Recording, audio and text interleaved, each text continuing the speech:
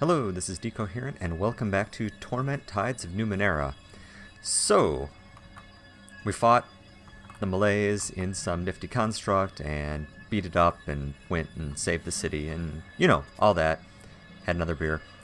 So, I came back, and I spent an extremely boring 10 minutes off camera wandering around trying to figure out who that person was that kept interrupting themselves. And it was actually the girl that was remote controlling the construct, so that was obviously not right. So now I don't actually know. A leader who sacrificed and offers joy and sorrow for a coin, except that we talked to that little girl, and so that's apparently not it.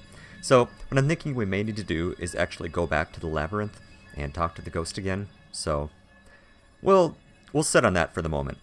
The question was asked, do I have a plan for specializing my various party members here? And yeah, obviously I've sat down and carefully mapped out. No, I haven't thought about it at all, actually. Let's see, specifically, Rin kind of bugs me because I'm not totally sure what to do with her. She's got a sword because I couldn't come up with anything else for her to do. I don't know. It seemed cool. Actually, it's based on speed, and she's good at that. But she kind of sucks at everything, unfortunately. So I either need to ditch her or try to figure something better out. I don't know. She kind of sucks. She's at tier 1. She's really low. What I'd prefer to do, I guess, is give her a ranged weapon. That's a melee weapon. What am I looking for here? Got one in here. I totally saved it, didn't I? Shard, gloves, something else. I thought I had a ranged weapon. Well, so I may give her ranged weapons. I would have to blow an entire level just on getting that up to 0. So, I don't know. I may swap her out. We'll see. Okay, but for the moment, so hidden enemy is kind of set aside. We don't really know what to do with the Ashen Imitation, because she drove it out of her mind and didn't bother to tell us where. Okay, so here's what I'm thinking. The other side quest that we haven't really poked at yet is Persia. So let's go just look for her for a little bit. Not going to get too carried away. Not really concerned about more kind of not quite kidnapping cases. But we'll go take a look. And then after that, we are going to go back and talk to the map guy and continue on with our mainline quest at long last. So, away we shall go.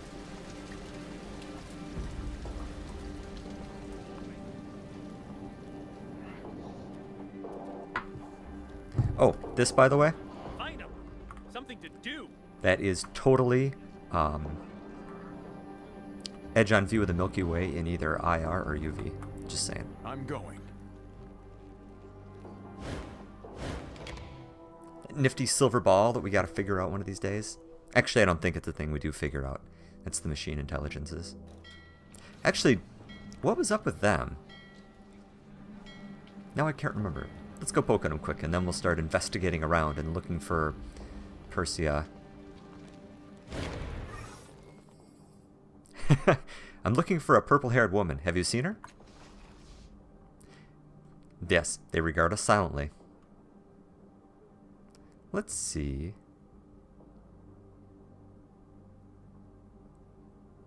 Oh, that's neat. Let's tell the orphans about the peerless drones. You draw an approximation. You draw an approximation of the Reef of Fallen Worlds, indicating the location where you met the peerless drones with an X, and copying the orphan's original drawing next to it. The one on the left crouches, and adds a few quick strokes that you take to be a query for further information. After some thought, you draw out one of the drones you encountered, and then some more beside it for good measure, linking them all together in an attempt to indicate their connection to one another. The orphan on the right likewise crouches and stops your hands before turning its face to its twin. Long moments pass before they look back at you in unison. Then they each reach inside themselves, withdrawing parts of an unidentifiable device. Ooh. They fit the parts together, handing you a complete but curious Numenera, the likes of which you've never seen. You have the feeling they're very pleased to have this particular intelligence reported to them. Conduit rings. Oh, shoot. I closed it. Let's tell them about the foreman. They may not be happy that I shut him down. You sketch an approximation of the city's manufactory, including rough depictions of the foreman, careful to indicate how they tower over the human workers. Then you draw a line connecting them to the orphan symbol for machine intelligences. The silver orphans watch you intently until your drawing is complete. Cool. They turn to stare at each other. Then the one on the right reaches inside itself, its silver hand merging seamlessly with the glistening metal of its torso.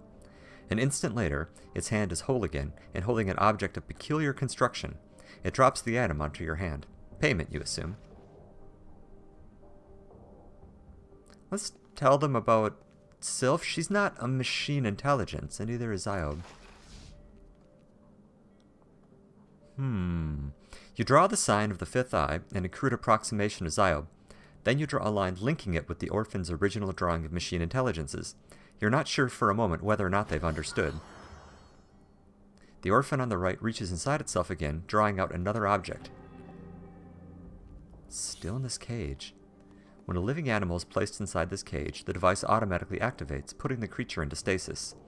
Theoretically, it could preserve a living being indefinitely, though the cage's size limits this to very small creatures.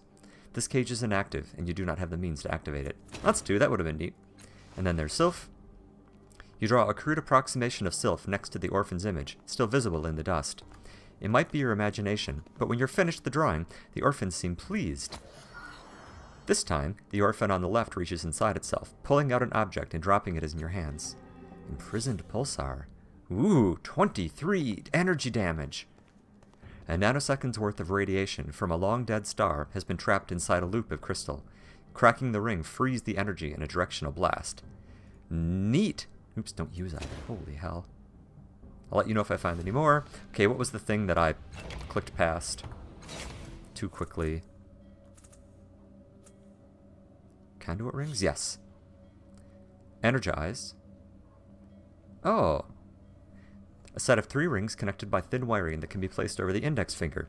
The metal is cool to the touch, but the wiring pulses with weird energies. Once activated, the 3 rings together act as a power conduit, siphoning different types of otherworldly power directly into your strikes. Huh. That's interesting. Okay, I'll have to think about that. Oh, you know, I should seriously consider moving some things into my other people's inventories, because we can't do that while we're in battles. I need to finish my sentences. Okay, did I look at these? So what is this? Don't mind me. Beside the bed is a handsome and well-made night table with a single drawer. A large open book sits on top of it. Let's examine the book. The pages of the book are made of thick vellum, and it appears to be an atlas of the region. The book is open to a map that depicts the city of Sagas Cliffs, the Valley of Dead Heroes nearby, a range of mountains to the north, labeled as Asaphagan Range, and a circular desert further to the east, marked as the Lost Sea. A thin strip of fabric has been placed between the open pages. A second fabric strip marks another place in the book. How old is this book? Based on the condition of the pages, you can guess that the book is about 20 years old. The vellum was probably made from the skin of a herd animal, a young anine perhaps, or a gallon. Hopefully not human. Let's take a look for the names of the nearby settlements. Besides Sagas Cliffs, you see only a few other towns and cities. In the center of the circular desert is a large blue dot labeled the Oasis of Mirajolios, and a smaller dot immediately next to it, Jerboa. On the far side of the desert is another city, Heref. On one end of the Valley of Dead Heroes is a dot labeled the Necropolis. It's unclear whether this is a settlement or just a site of interest. Oh, that's weird. Okay, let's take a look at the other page. You see another full-page map, this time representing a region called Agur Kala. It seems to be located somewhere to the northwest of Sagas Cliffs, and it's defined by a massive ring of mountains labeled as the Clock of Kala. The mountain range is so perfectly round that it was almost certainly engineered by artificial means in the distant past. Of course, everyone builds their own mountain ranges. Several cities and towns dot the landscape, but the largest and most prominent is named Sada Amidu. After a few moments, you turn back to the map of Sagas Cliff region. Okay, let's take a look at the night table. It's finely made and has a single drawer. Look around furtively, and let's try to open the drawer. The drawer appears to be locked, but you can hear something rattling around inside. The noise is faint but constant, as if the object were alive. Let's attempt to pick the lock. Do-do-do-do-do, don't mind me.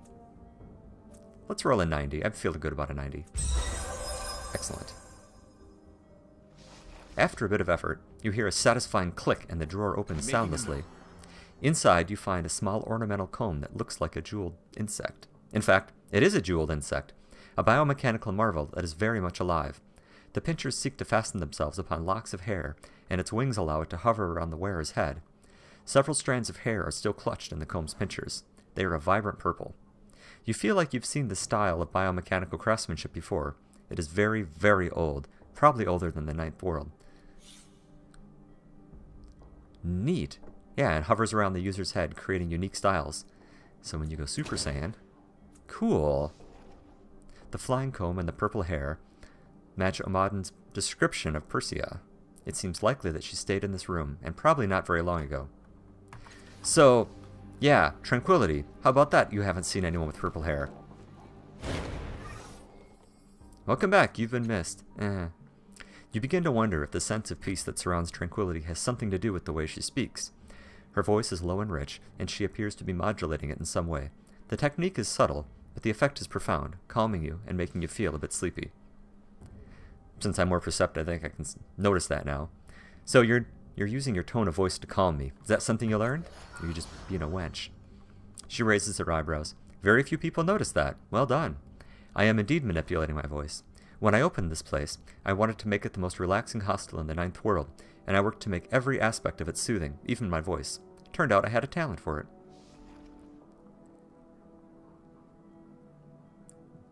Do I get accusatory? Or do I just kind of say, hey, about this comb, huh? Let's be a little more roundabout. It's going to be obvious the moment I bring that up that we both know she's lying, but I'd rather not put too fine a point on it. So yeah, I found this hair comb in one of your rooms. Do you know who that belonged to? She shakes her head. I'm afraid not. We have many visitors here. It could have been any of them. Oh, come on. All right. Here we go. You said that you hadn't seen Persia, but I found this comb in one of your rooms. The hair in it is purple, just like hers. She takes the comb gingerly, looking embarrassed. Yes, I lied to both you and Omaden, and I'm sorry for it. But perhaps you'll understand when I tell you Persia's story. Updated my journal. Omaden may believe her to be his one true love, but it is obsession, not love, and it has made a monster of him. She sighs. From what Persia told me, he found her corpse in a sepulchre in the Valley of Dead Heroes, perfectly preserved by ancient science, and fell in love with her beauty. His foolishness might have ended there, except that Omaden had an ancient science of his own, and used it to wake her from death? He seemed to think that this unasked-for resurrection would make him a hero in her eyes, and that she would fall instantly in love with him. But she was unnerved by his fervor. She explained that she did not share his feelings. He wouldn't listen. He saw her disgust as a passing madness. Persia has fled from him ever since, but he is relentless. She looks up. Now do you see why I helped her? Why I lied to him and to you? Because he finds corpses and reanimates them so he can date them? Yeah. I understand. We're cool. He's hounding the poor girl, Tiber mutters in your ear. She wants nothing to do with him. Shameful behavior, and that's me saying it. No, she was dead and maybe not terribly interested in being undead. So, yeah, frankly, I agree. That's kind of gross. Love can't be won through obligation. It must be given freely. She breathes a sigh of relief.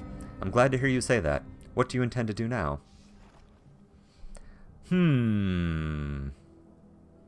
Do we try to convince him to stop following Persia? That's not going to work. So he can't be allowed to find Persia, throw her off her trail. Possibly, I kind of like that one. Put him in a trance? More time to escape. Bring him together? No. Let's say Omaden can't be allowed to find Persia. I want to throw him off her trail. I'll remember that. An excellent idea. I agree.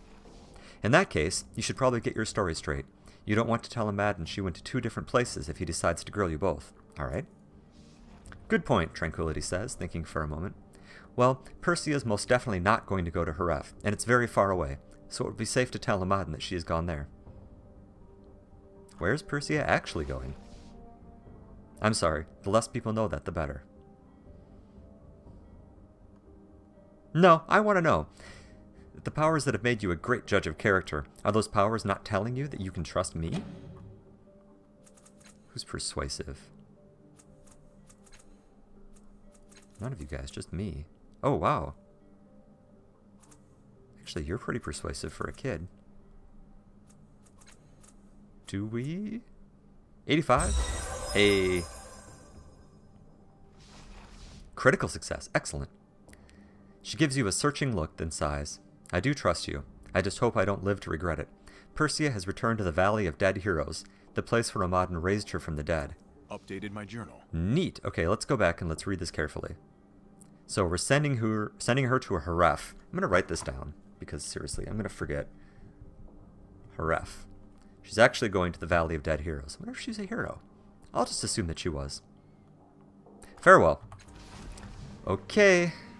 Let's go throw Amadin off the trail. This seems like the best way to do it.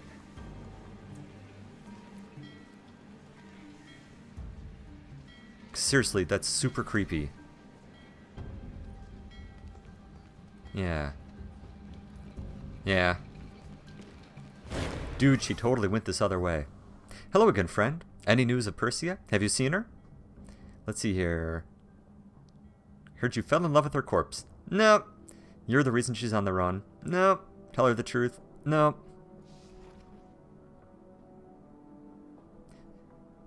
Right. Tranquility told me that Persia was here, but she took a ship to Haref. Oh, you don't have any stat pool. You guys suck at deception. Well, I really don't want to fail this. I don't want to dump my entire pool. 90%. Yes. Ha! I knew that witch was lying. He trails off and gives you a crafty look. But maybe you are too. I think I'll talk to Tranquility and see if your stories match. Good day, friend. Yeah. Don't make me smack you. Amadin gives you a friendly smile as he returns. I am sorry to have doubted you, friend. I spoke to Tranquility, and your stories match. Persia has gone to Haref, so I will seek her there. I cannot wait to see my beloved again. Dude, you're super creepy. Thank you for all your help. Blah. I'll remember that. Yuck.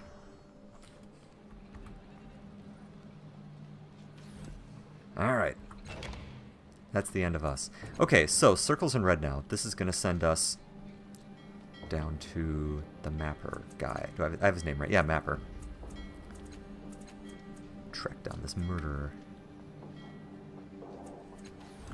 Makes me think of Phantom of the Opera, but never mind. Okay. Did I talk to this guy the first time I was up here at the Memavira Guard? A guard in a brigandine coat stands in front of the heavy wooden gate. His arms are crossed, his feet firmly planted. You got business with the Memavira? Who's the Memavira? She's the boss lady of the Bloom. Been in charge for about 10 years. Couldn't tell you what the title means, but there's always been a Memavira. His eyes narrow. And as if you had to ask that question, you ain't got business with her. Well, yeah. So this Bloom, what is this Bloom exactly? It's a monster, a stinking tumor the size of a city, full of veins and cysts and sacs that folk can crawl around inside. Sometimes they lead to maws. His sunken eyes gleam as he speaks the word. If you give them what they want to eat, they'll send you to another world. Or not, if they decide to feed on you instead. Whoa, cool. Gross. Okay, so what's on the other side of the door? A road. It goes down the side of the cliff toward the Bloom. Nobody gets by unless the boss lady gives the word. Okay. Sure. Right. Okay. Well, off you go. Let's go talk to Mapper.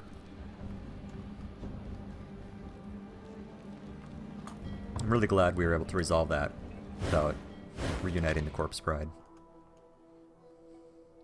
You know, I'm pretty much okay with whatever people feel like doing. That's pushing the edge. Alright, back to the underbelly. Actually, weren't there... No, okay. Somewhere around here there were some Memavira people. If I come across them, I'll talk to them. I think they were nobodies, but... Given that now I really want to see the bloom. Dimensional portals, too. Very, very interesting.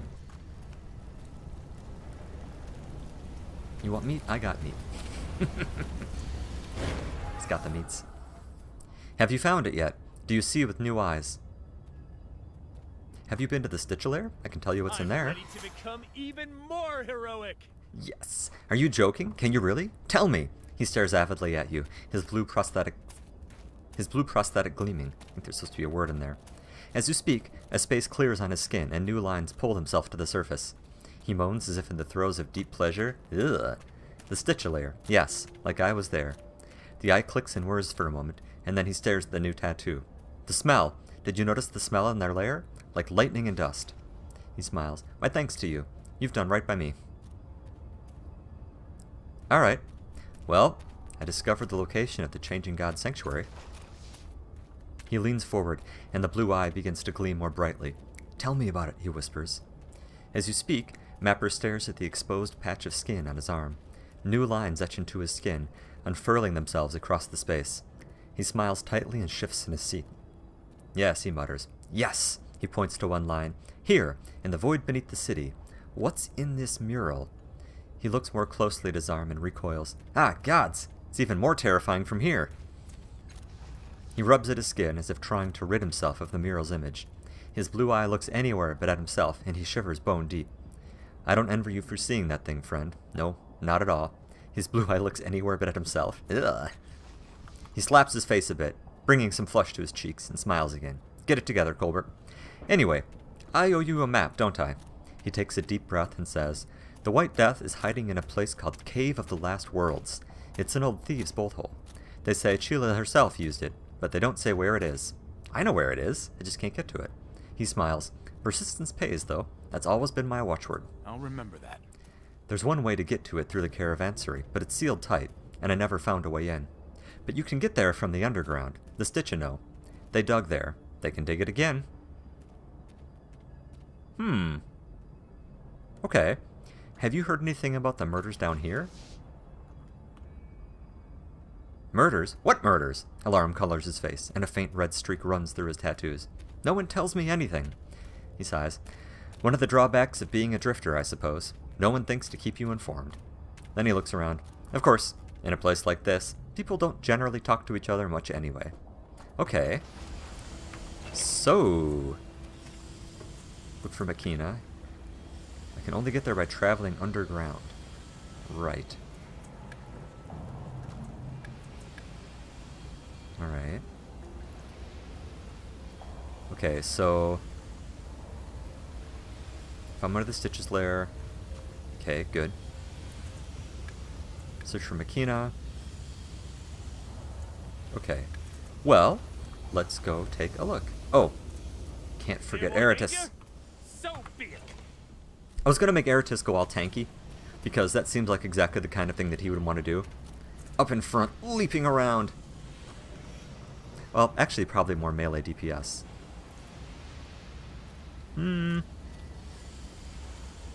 We'll see. The point is, he's going punchy. So I just want to see if that doesn't... Trying to see like what he has that requires any particular... This uses 2 speed. He's got quite a bit of speed though. Elbow grease, yeah. Good. Kinetic overdrive. Neat. Focus ability. Okay. Stat pools, edge, effort, abilities, or skills. Okay, so he's already got an edge and might. Let's see what his abilities and skills are. So endurance, plus 5 health per tier. That's pretty nice. Persuasion, ha, no. Smashing, running, healing. That's obviously not his thing. Abilities would just be Fell Swoop. Okay. Let's increase his stat pools. You seem like a might guy. In fact, want to put them both in might? Yes! Because that's how he would roll. I feel even more fantastic. Because you already are, my friend. Alright, well, let's go back and poke around the Stitcher layer. How do I get that? How do I get there? Oh, do I have to talk to Shikekt? Okay. Like, it's easy to get out of the Changing Gods Crossroads Fortress Sanctuary, but not easy to get in. Okay. Can you take me someplace? Here we go. I'm looking for a way into a place called the Cave of the Lost Words. It is close to the surface at top of city. The creature pauses. Took another human there once. Shikekt travel where Eggfriend want. We go. Ah.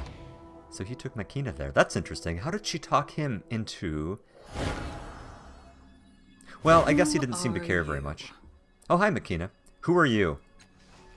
This woman's skin is white, the color of alabaster or fresh ivory. Flat black eyes are surrounded by sharply pointed features that stare coldly at you. She wears jet black hair cut straight at the shoulders. Her clothes are functional and drab. Her cloak is fastened by a necklace of 5 canisters, each of a different shape. She turns a black device over and over in her hands. Where did you come from? How did you know where to find me? Her startled expression becomes a dark glower. A keen blade flickers through her fingers. You're sure it wasn't there a moment ago. Watch yourself, lad, Tiber whispers. I've heard she's gone dull in the head, but that knife looks sharp enough to me. Duh. Play stupid? Pretend we followed her trail. See, I don't want to throw Mapper under the bus. This sort of depends what kind of a relationship we're going to have. She's a cast-off, which may help us, but she's an assassin, which may not. She might even like killing cast-offs.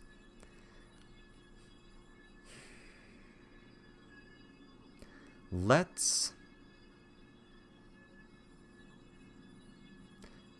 I'm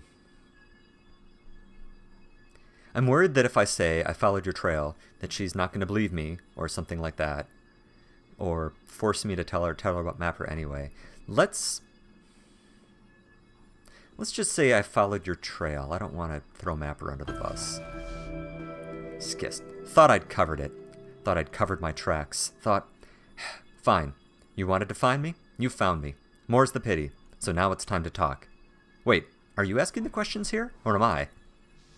She glances at your tattoo. How new are you? What were the circumstances of your birth? When did you happen? I was born as my body fell from an exploding moon. That's super cool. Yes, the broken dome. Yes, don't remember. Come on, how many times do you get to say something about an exploding moon? I was born as my body fell from an exploding moon. Ha!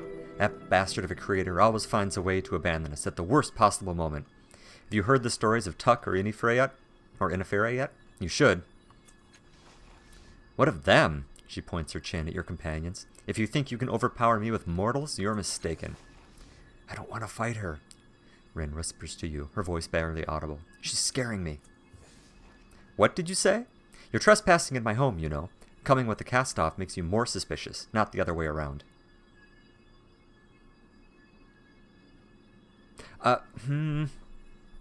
Honestly, we don't mean any harm. I don't have any problems with you. I don't trust you, that's the problem. But, fine. She flicks her hand and the knife disappears. Disemboweling you would just be a waste of time for me anyway. I know, I'm just going to grow new bowels. She turns back to her workbench and picks the device up again. Then, she spits in the floor and scuffs it with her boot, all nervous energy. So, what did you want from me?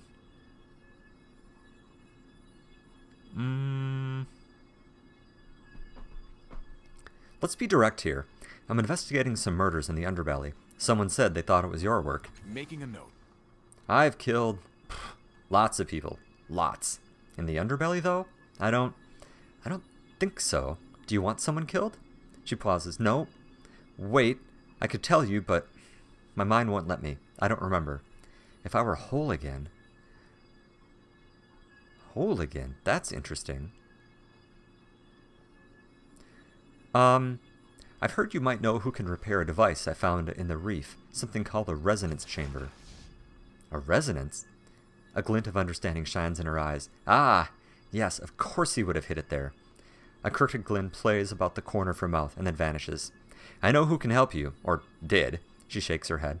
It slips away. My mind has holes in it. One of our brothers took a rusty scalpel to my thoughts, my memories. I can't. She trails off.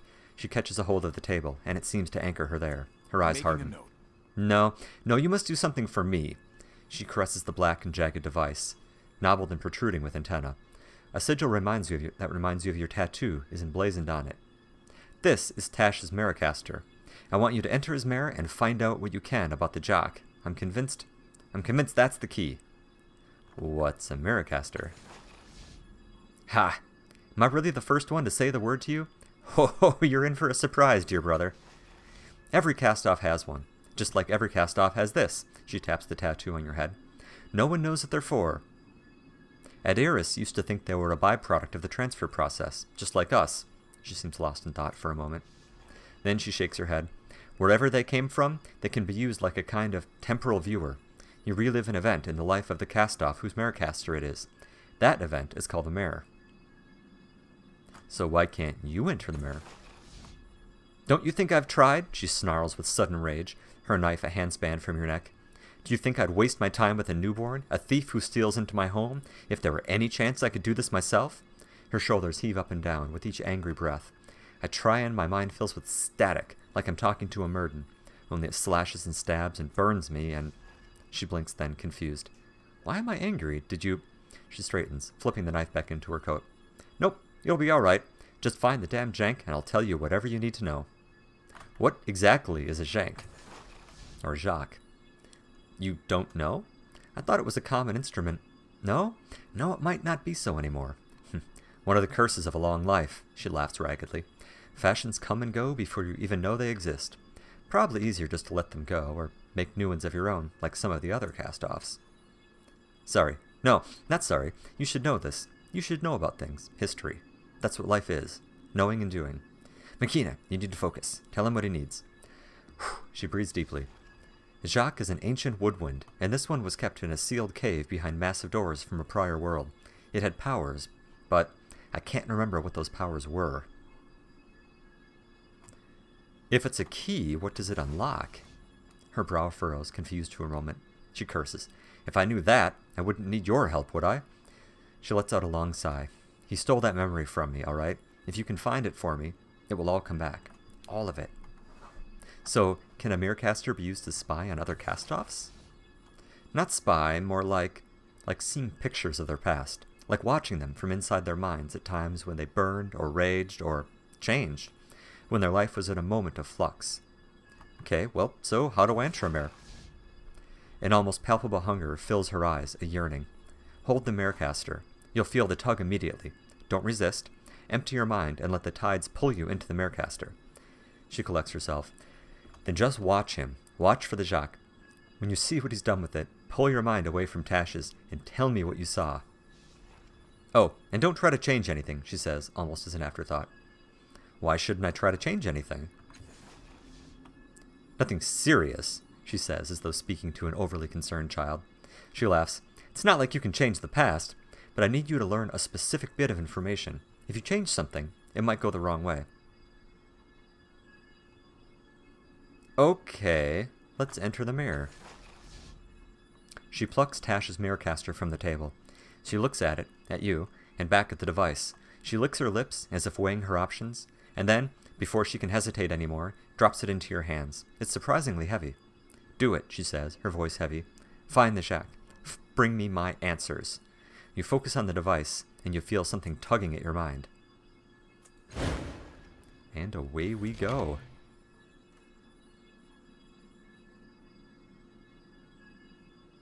Everything is wrong.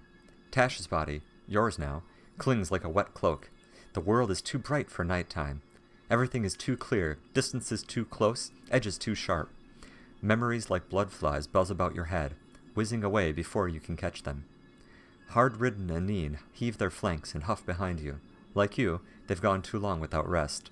And there's Metkina, a much newer Metkina, as drawn by a pandering portress. Too soft, too fresh, too pretty. All wrong. On the wastes, you see the light of campfires, and in the humble village before you, a bigger, brighter fire burns. Okay. It's a pyre. Inside, a body that's too large burns too slowly. Greasy coils of smoke rise into the night. Villagers circle the bonfire, wailing and shaking. The headsman's rough voice continues the ritual. From exile, you are released. Amongst the mourners, some echo, you are released. He throws a handful of powder into the fire, metal salts perhaps, and a spray of shining embers rises into the night, mostly gold, some green, some purple. From wrath, you are released, they echo him. As the embers float out towards the plains and fade amongst the stars and campfires, you hear Metkina whisper reverently, you are released. Huh. Let's take a look at these distant campfires. What are they?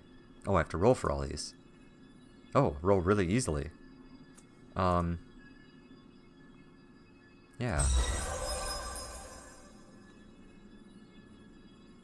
You squint your unnatural eyes and focus until the pyre, the village, everything else fades away. At last the blurry campfires resolve into something crisper, and you see the faint shadow of men around them, men in long coats and broad hats, painstakingly cleaning their jezzails and daggers. There are perhaps 100 of them. Metkina sees you staring and grunts, sand knights. From her tone, it's obvious they're no friends of hers or yours. Metkina, listen to me. We need to find the Jacques and protect your memories. Find the what? Metkina stares at you dumbfounded, and then she shakes her head. Have a little respect, Tash. This is my home. We're here to save people I've known for years. A moment later, she adds, not to mention, the only danger to memories around here is you, Tash. Try your title surge on me, and I'll burn those fancy eyes right out of your skull. There's a smile on her face, like this isn't the first time Tash has teased her, or that she's promised a grisly fate in response. Okay, let's wait. As the body burns and the mourners chant, you wait in the shadows at the edge of the village. At last, the corpse is consumed and the headman gives a final cry. To the distant dark, you are released. The villagers echo him, then drift away, leaving him alone beside the smoldering pyre. Metkina, with a hiss and gesture, leads you over. He sniffs the air at the sound of your approach, and with a broad smile calls out, Kina! His eyes are large, milky marbles. He puts hands on her shoulders. You return at unpleasant times. She touches her cheek. I return because the times are unpleasant, Nang. Without another word, the three of you leave the fire and enter Nang's dark hut. Nang's home is humble and small, hardly furnished, and wholly undecorated. On entering, he lowers his weary bulk onto a hassock and gestures towards similar cushions for you and Metkina, then begins without preamble. They hung him from a tree, old Gareb, took their daggers to him, called it pruning, blind to others' expressions. He has become oblivious to his own, and he wears his pain and anger nakedly. With a grunt he continues, they sent him home by skimmer, along with the compact they'd made to the plains people. He waves at the crumpled sheet of paper on the floor. Tick read it to me. They promised to put an end to our menace, Kina. He shakes his head. Why? We've always paid the blood price for whatever harm we've done. You know that. They know that. Yes, Metkina says softly, but the Sand Knights won't take shins. You know that, he grins. Grunts. The militia is here to help, Nang. You are who we stand for, the small, the threatened, the hunted. It's who we are, too. She takes his hand. Come away. If you tell the knights you're going, they won't force a fight. They have bigger battles ahead of them, believe me. This is our place, Kina. Paj reckon will give you a home. Trust her.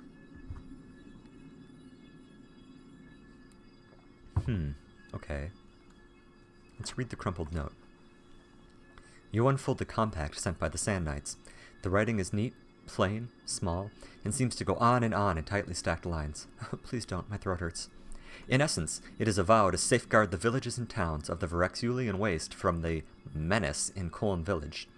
The knights promise that they will undertake steps to assure that the killers in Colne Village will never harm anyone again. Extermination is never mentioned, merely implied. It's very polite. Beneath the Knight Marshal's logo are signatures from various burghers, mayors, and elders of towns and villages on the waste. The knights ask nothing in return from them. The signatures vow nothing. They merely endorse, justifying what the knights undertake.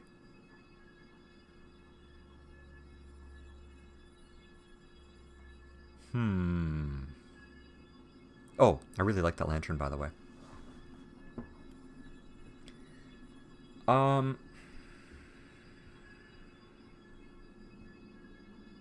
Wish I could scroll up here. I'd like to reread some of the sentences. I don't think I can, though. Nope.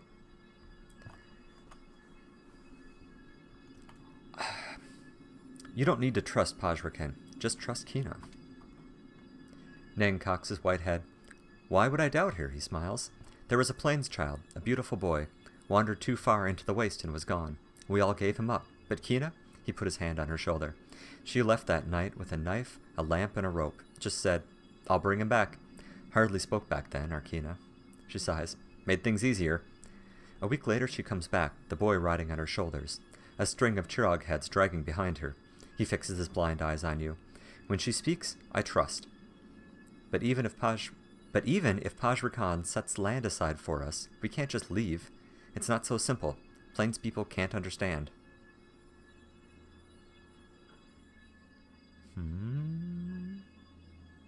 What is it that we can't understand? For a long moment, Neng turns his blind gaze back and forth between you and Metkina. What it means to be a hill person, he says at last. What it's like to wrap yourself in chains every day, he sighs. But maybe I'm an old fool. You're not the Kina who left, and you, stranger, he trails off. You're soldiers. Maybe you've started to understand what it's like to hold yourself back. Metkina's answer is sharp. Neng, all my life I've had to restrain myself, but not in the militia. It's freedom, Neng. The freedom of knowing what you're doing is right, and you don't need to hold back. The old man shrugs. Well, then I was right. You can't understand.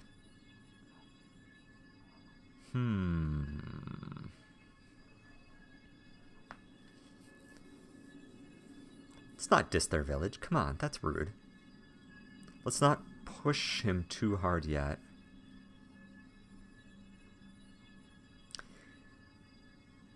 Let's try to talk him into leaving.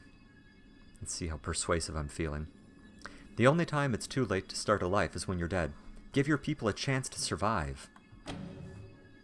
Oh, I suck at this. Okay, let's roll an 85. Yes! Neng nods slowly. You're right, of course, even if you've got the manners of a marauder. After a minute, he turns his blind eyes to Metkina. But we can't go without the Jacques. The what? Metkina asks. Up the hill, behind the gate, the cave's been sealed for generations. Inside is the Jacques. It's what helps us keep our worst instincts inside. If we leave its song, he trails off, gesturing to the pyre outside. After a pause, he leans in, whispers in Metkina's ear.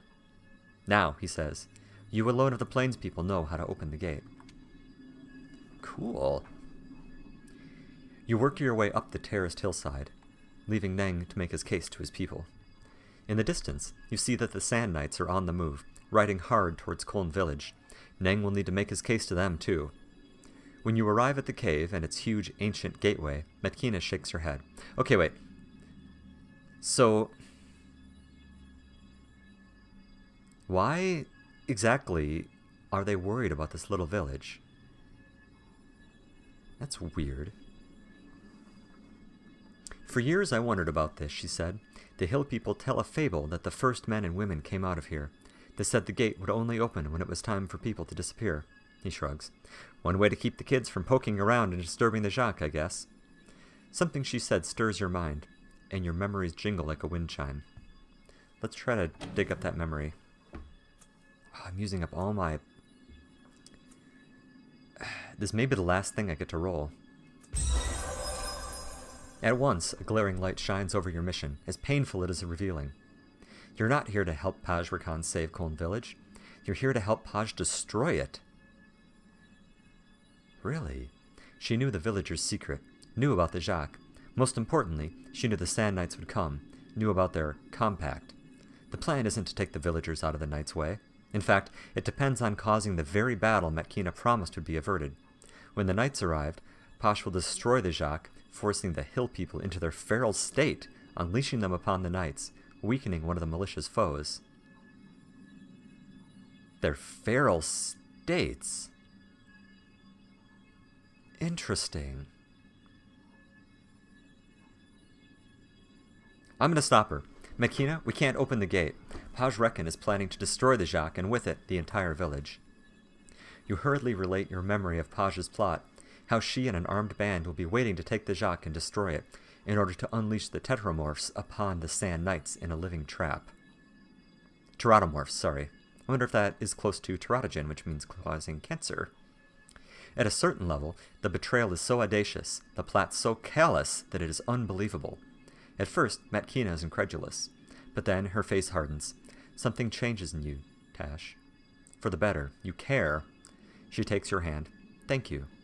Then she scans the horizon for Paj, and so do you, but there's no sign of her. We need to get as far away as we can, she says decisively. Draw Paj off. Buy Neng time to negotiate with the Sand Knights, and keep them from the Jacques. You're barely 100 meters up the hillside before a deafening shriek fills the air, and 7 people seem to drop out of the sky. One of them is a woman you know immediately to be Paj Reckon. The others must be her bodyguard. Tattooed cast-offs? With drab armor, mismatched weapons, and the languid readiness of predators. Despite the surprise, Makina flings a knife before they even hit the ground, and it slips between the plates in one glaive's armor. She's throwing another when a beam of light envelops her, trapping her in a field of energy. As Makina thrashes about, their attention is clearly focused on her, giving you an opening, slight as it may be. I'm not gonna run, I'm gonna flip out at him. We're friends. You rush forward, knowing that you have only an instant until the killer's eyes and arms are turned on you. That instant is shorter than you expect, and that is the last you know. Pain engulfs you. Your body is flung backwards into the gate, a smoldering ruin that has had just enough consciousness to know that this is the end. And then it's over. You're sloughing off Tash's body, Tash's mind, and all is dark. As your consciousness rises from the shadow of the mare, something clicks in your mind. Something has changed deep inside you. But what? Medkina stares at you, the shock painfully obvious on her face. What did you do? I remember Tash cutting me. I see holes in my mind. I remember him forcing me to the ground, tearing out my memory with his tides. But I have other memories now. They're real. Tash didn't do it. I saw him shot with an energy bolt.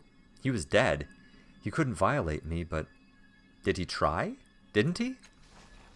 She holds her head in her hands, shaking, her voice becoming thick.